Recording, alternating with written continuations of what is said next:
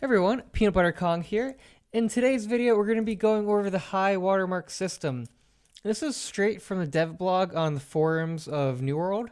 So this is going to be accurate without a lot of speculation because there has been a lot of bad info about how the high watermark system actually works. And for those that aren't familiar with the high watermark system, basically it's the end game content, and once you reach level 60, you want to try to maximize your gear score to get that maximum 600 gear score. And that's like a big part of the end game content, is getting drops that gradually increase over time from 500 gear score all the way up to 600 gear score when you reach level 60. And they're explaining a little bit right here in these paragraphs about that. And as well, they say once you hit level 60, you could start improving your high water mark. And they specifically state that this upper limit is per item type. And they describe for armor, it's based on the slot type: head armor, chest armor, ring, etc. And for weapons, it is based on weapon type: sword, hammer, musket. I think a lot of people have been getting confused because they think like they've gotten like their best gear drop of 530 on, let's just say, like a headpiece, and then they're wondering why like their hammer is coming in at 505 and like it's a super slow grind. And the high watermark is based on per weapon type, per armor slot.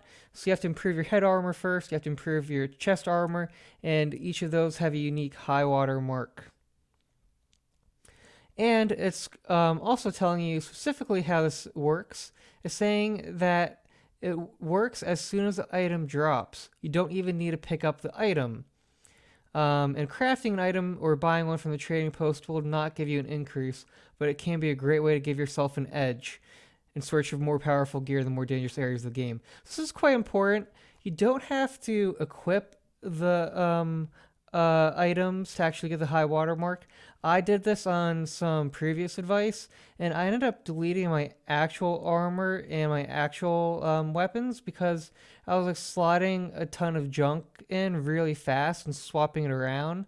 I didn't have my armor and weapons locked to be locked from being salvaged, which you can do, by the way. And it was a pretty bad experience. You don't have to do any of that. That's not necessary.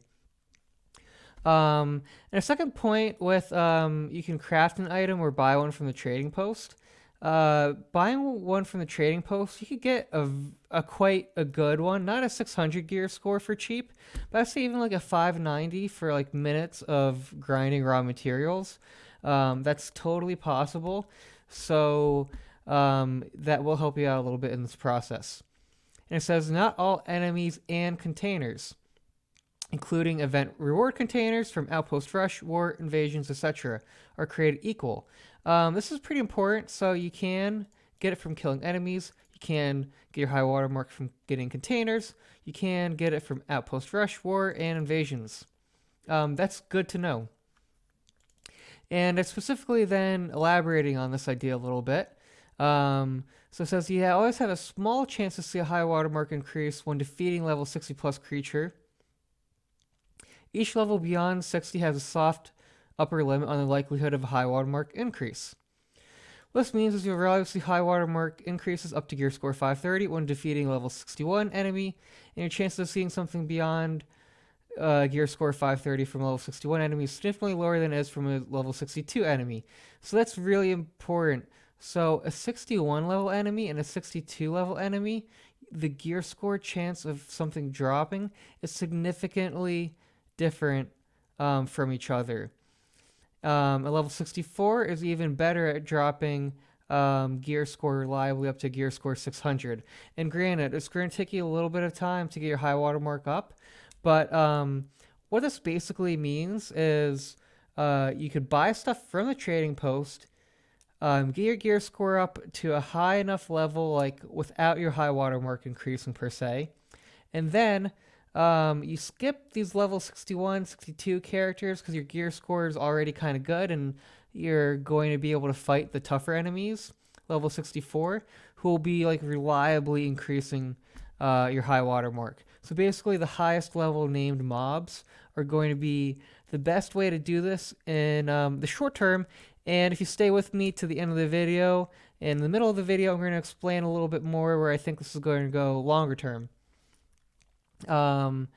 So, it's saying the system isn't entirely random. If you defeat a level 60 plus enemy and don't receive a gear item that increases its high watermark type, you might see it the next time. So that's kind of good if you haven't increased your high watermark in a bit, and you're still trying to grind for it. They're going to kind of toss you a bone and help you out a little bit. But granted, as kind of they said before, and from my personal experience, low level 60 mobs is not ideal to do this. And it says, some of you may feel that competing for drops from powerful enemies in the open world is suboptimal in crowded areas, and you're right. When lots of groups are all attacking the same enemy, there's a smaller chance that those groups will see drops. So this is really important. Basically, if you have like 5 solo players all attacking the same enemy, you're going to get worse drops if you all just grouped up together. And same thing, if you go to like one of these giant like Shattered Mountain runs that sometimes occur, let's say like at 8 p.m. every night or something like that, your gear score is not going to be all that great. If you wanted to maximize your gear score, you probably want to do it in smaller groups. You'll just have to figure out what's the best circumstance in terms of on a location basis, because killing some of these mobs in grouped areas will take a while. And so you might even have like 2 parties there to go a little bit faster and kind of balance out the gear score rather than having some like hundreds of person army with you. So that's pretty important as well. And it says if you want to maximize your chances of getting high watermark increase in a more controlled environment, expeditions are a great way to do it. Garden of Genesis and Lazarus Instrumentality are full of elite monsters to fight. And the bosses guarantee that you'll see an increase every time they drop a gear item for you. I think this is nice. We'll read the second paragraph as well. So we know that tuning orbs for those expeditions were particularly time-consuming to craft right now, and they're talking about adjusting this potentially sometime after November. So right now the tuning orbs are really, really difficult, as they've mentioned. Using your tuning orb, if you haven't already used it to enter Garden of Genesis or Lazarus, will be smart to hold off on the short term. It'll be a lot smarter trying to get your gear score up to that, close to that maximum level of 600 before you actually start using your tuning orbs, especially right now because they're super tough to get. And I would have a hard time imagining they go from near impossible to getting to like with ease getting, and you could just like really like farm the tuning orbs and the expeditions and really like make that your main way to get your gear score up. I think that would be a little unlikely. So try to save your tuning orbs. I think even after the patch, I'm guessing it'll be smart to save it and enter the Garden of Genesis and Lazarus once you've hit your high water mark up closer to that 600 mark for each of your weapon armor types.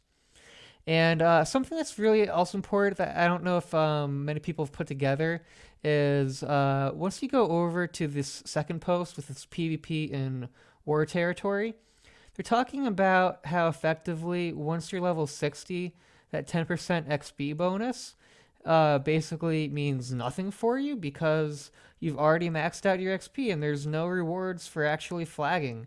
They're talking about increasing your luck and allowing your high watermark gear score to be increased through PvP, and also reducing any kind of damage from your gear. So like if you're fighting a PvP player and your high level gear score items get damaged, you're not paying out like a ton of gold to try to fix it.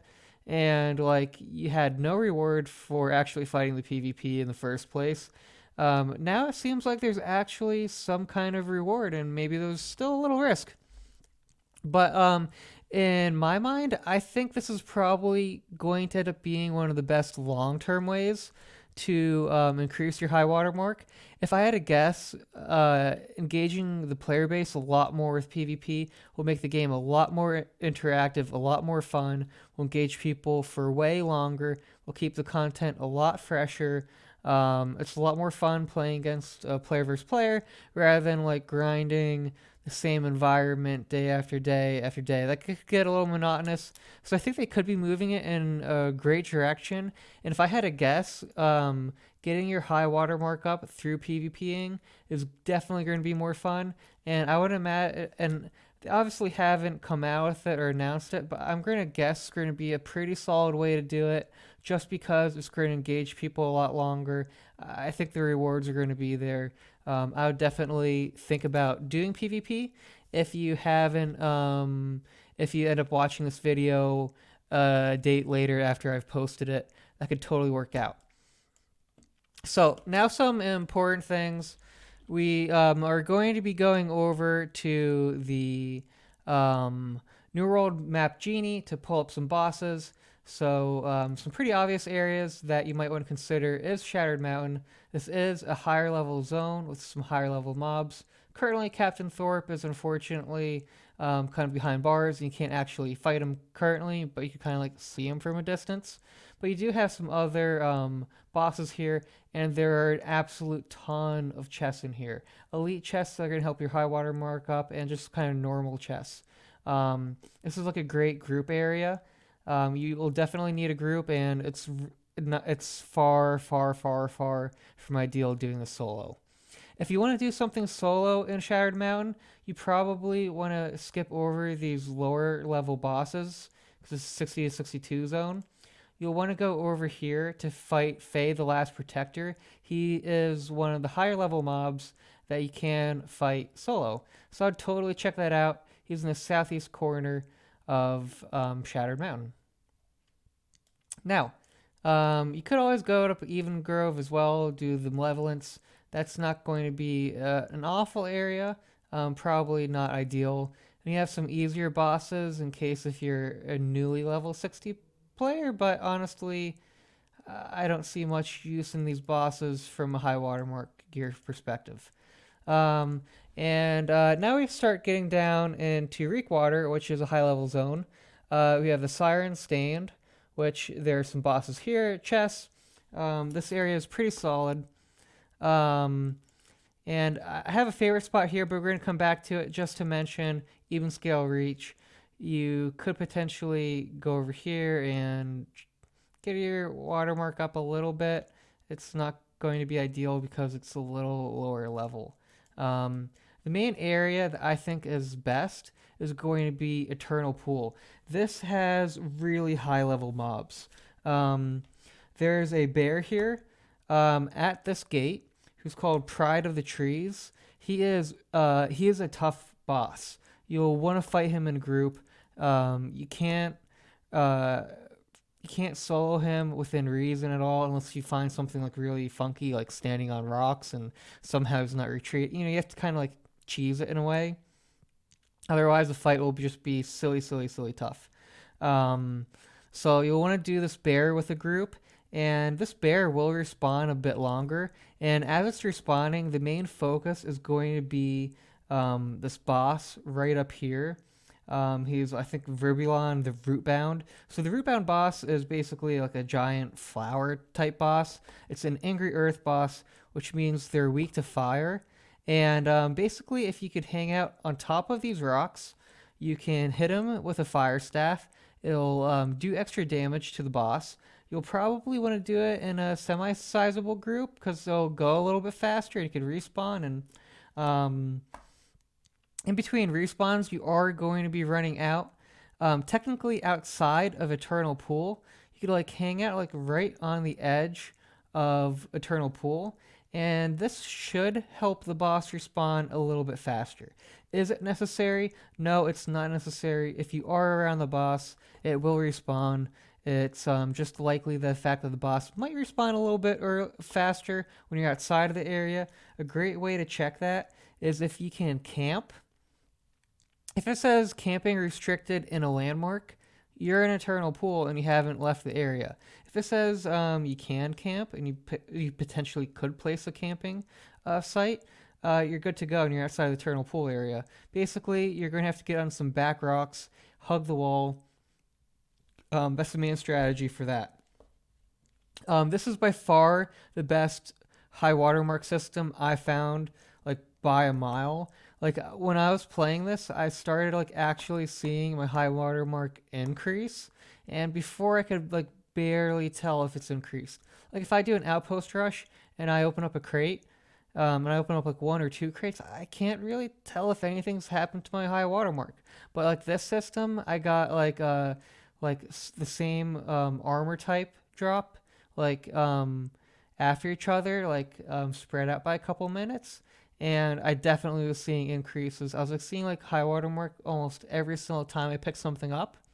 You aren't going to see a gear drop per se every single time you kill these bosses. Maybe you could get it 50%. I think it will depend a little bit on your luck, on your gear score.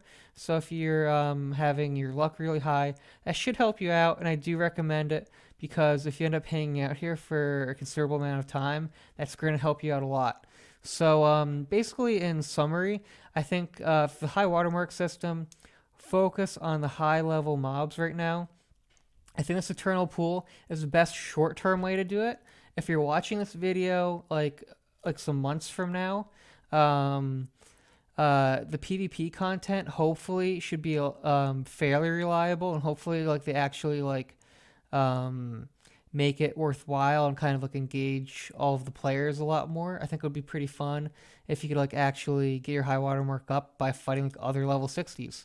That could make the game last a lot longer and have a better life. Additionally, maybe just maybe the expeditions, if they are easy, you would be grinding those with more frequency, but odds are it will still be semi tough if I had to guess to get in them. And it's not going to be like Eternal Pool where it's just free. You can hang out there, kill the bosses, no entry required. So I think that's smart. I think you should totally check out Eternal Pool in the short term, medium term, maybe PvP, and potentially the expeditions thrown in there.